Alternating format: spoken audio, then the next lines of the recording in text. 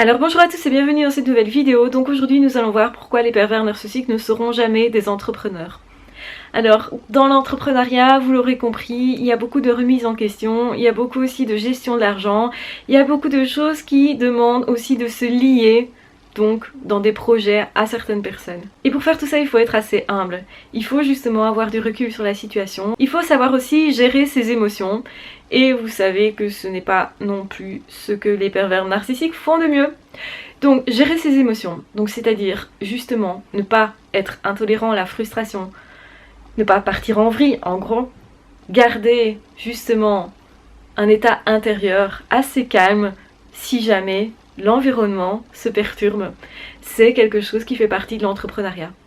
Parce que forcément, quand vous allez réussir en affaires, vous allez forcément être critiqué, vous allez forcément être visible. Qui dit être visible, dit forcément être critiqué également. Alors, il y a forcément des critiques positives, c'est-à-dire des personnes qui vont vous dire ça, j'aime pas comme tu fais, parce que vous pourriez effectivement améliorer ça. Et encore, c'est une décision qui vous revient. Mais il y a aussi quelque chose qui part, on va dire, plutôt de haine ou de jalousie, etc. qui est plutôt pas très constructif. Et donc, si vous n'arrivez pas à garder votre calme face à ça, ou garder votre calme face à un problème financier éventuel, à un problème éventuel tout court, parce que dans la gestion du quotidien, vous aurez toujours des problèmes à affronter, et donc c'est important de savoir garder un calme intérieur, même si il se passe beaucoup de choses qui vous impactent autour de vous. Ça veut dire que plus vous allez être calme, plus vous allez trouver facilement, justement, de quoi vous sortir de la situation, de quoi trouver des solutions. Être inventif, créatif, c'est un atout pour un entrepreneur. Et vous le savez très bien, les pervers narcissiques ne sont pas du tout créatifs. Ils copient. Ils ont un atout de pouvoir éventuellement profiter des autres.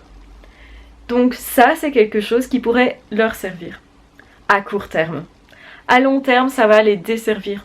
Parce que forcément, quand vous établissez des relations à long terme qui sont bonnes, vous n'allez pas profiter des autres. Vous allez faire en sorte que les deux soient des gagnants. C'est comme ça que vous allez collaborer. C'est comme ça que votre entreprise et l'entreprise de l'autre va collaborer et va évoluer. Vous le faites pour vous et vous le faites pour d'autres personnes. Vous le faites pour justement un autre entrepreneur, mais vous le faites certainement aussi pour vos éventuels clients, les personnes qui pourraient avoir un gain à votre travail. C'est parce que vous pensez que tout ce que vous faites va amener quelque chose aux autres, c'est ça qui va vous motiver, c'est en fait votre humanité qui va vous motiver, qui va faire en sorte aussi que les autres vont vous remarquer, que vous serez différent avec votre personnalité. Et être différent, les pervers narcissiques ne savent pas faire. Ils savent copier, ils savent pas être eux-mêmes, ils savent pas être authentiques, ils savent pas être libres. Vraiment, être libre, vraiment, c'est quoi? C'est être soi, c'est-à-dire s'autoriser à se tromper. Et justement, un pervers narcissique, il veut surtout briller, il veut le côté brillant, mais il veut pas le côté justement je galère. Or, un entrepreneur, c'est toujours quelqu'un qui a galéré, c'est toujours quelqu'un qui a beaucoup travaillé, et en toile de fond, si vous voulez, il y a toujours des échecs, des erreurs, des insuccès, et il y a toujours aussi une certaine niaque, parce qu'il y a un rêve. Or, les pervers narcissiques, ils savent pas rêver. Donc être entrepreneur et pervers narcissique, ça va pas vraiment ensemble, pour plein de raisons justement qui font partie intégrante de la personnalité de la personne qui entreprend. Une personne qui entreprend, c'est quelqu'un qui veut se développer, c'est quelqu'un qui veut se remettre en question, c'est quelqu'un certainement qui fait du développement personnel, c'est quelqu'un qui cherche un mieux-être de soi et des autres. Si vous ne cherchez que le bien-être, un bien-être qui vous est personnel, ça n'ira pas très loin. Si vous faites ça que pour l'argent, par exemple, comme pourrait le faire un pervers narcissique, que pour les gains, en fait, ça n'ira pas très loin. Vous allez vous décourager à chaque fois que vous n'allez pas obtenir ce que vous auriez voulu. Et ça arrive plein de fois. En réalité, quand un entrepreneur réussit, il a déjà fait tout un parcours. Généralement, les personnes oublient que derrière, il y a eu tous des efforts, des échecs, des parcours, des remises en question, des collaborations parfois foireuses, des collaborations réussies. En fait, tout est une question d'apprentissage. Pour être entrepreneur, il faut aimer apprendre. Et je pense pas que les pervers narcissiques sont capables d'apprendre, justement. C'est bien ça leur problème, c'est qu'ils ne se remettent pas en question. Ils adorent voler, copier, être dans les affaires si on veut, mais des affaires plutôt foireuses. Ils n'ont pas envie d'entraîner les autres avec eux. En gros, ils n'ont pas envie que les autres gagnent avec eux. Ils ont envie d'être tout puissants et d'écraser les autres. Or, généralement, pour bien réussir dans un domaine, il faut s'entourer de personnes qui sont elles aussi compétentes et qui peuvent justement reconnaître mutuellement leurs compétences et la compétence de la personne avec qui ils vont collaborer. Donc ça se fait au mérite. Donc une personne qui réussit vraiment ne peut le faire qu'au mérite, en tout cas dans le temps. Bien sûr que quelqu'un peut briller à court terme, bien sûr que quelqu'un peut paraître sociable à court terme. Tout ce qui est image tient le coup à court terme, mais à long terme ça ne tiendra pas. Donc ça veut dire un entrepreneur ou une personne qui serait pervers narcissique, qui a monté soi-disant une société, pour moi déjà c'est quelqu'un qui s'est servi de quelqu'un d'autre pour faire, et en plus qui n'a pas rendu, si vous voulez, ce qui a été donné. Donc certainement, autour de cette personne-là, il y a des personnes envieuses, des personnes qui ont de la rancœur, des personnes en fait qui attendent cette personne-là au tournant. Donc au long terme, ça ne peut pas fonctionner. En plus, forcément, si vous ne savez pas gérer votre argent, une entreprise, forcément, elle ne peut pas être basée sur rien du tout. Il faut quand même un minimum d'argent pour pouvoir gérer les choses, les imprévus. Donc il faut, je vais dire, avoir un coussin, un tremplin.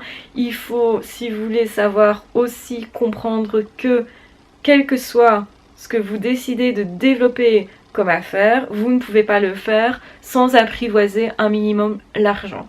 Ça ne veut pas dire que vous allez nécessairement chercher à être riche, à en avoir beaucoup, etc. Mais vous allez forcément essayer de gérer au mieux votre argent, ne fût-ce que pour payer le personnel, ne fût-ce que pour justement pouvoir poursuivre vos activités. Donc si vous comprenez que c'est nécessaire et que c'est même la base de tout sur lequel s'appuie votre projet, qui peut être humanitaire, qui peut être grandiose à bien des niveaux, mais si vous voulez justement partager ces valeurs-là, avoir du temps pour ça, parce que vous devrez inévitablement vous nourrir, donc ça veut dire acheter quelque chose. On fait partie d'un monde économique, qu'on le veuille ou non, et donc on a le choix de jouer le jeu, d'apprivoiser ce jeu-là, ou non, quelque part. Et personnes qui disent non, je veux pas du tout entendre parler d'économie, pour moi c'est une erreur fondamentale. Alors on sait bien que les pervers narcissiques sont attirés par l'argent, mais ils ne veulent pas apprendre l'économie par contre. C'est-à-dire qu'ils ne veulent pas faire l'effort d'acquérir par eux-mêmes ni les connaissances, ni l'argent, ni le relationnel. Et c'est bien pour ça que leur vie, elle part en lambeaux. Ils pensent qu'ils peuvent utiliser les autres tout le temps, sauf que, tôt ou tard, ça ne sera pas le cas. Ils devront tout le temps recommencer. Or, c'est fatigant de devoir tout le temps recommencer. Alors que quand vous êtes quelqu'un qui, justement, fait attention aux relations, à ce que les autres reçoivent, etc., vous allez entretenir les relations au long terme. Ça ne veut pas dire que ça va marcher tous les coups avec tout le monde. Bien sûr qu'il y a des gens qui vont vous quitter, qui vont partir vers autre chose. Et la vie veut ça, c'est normal.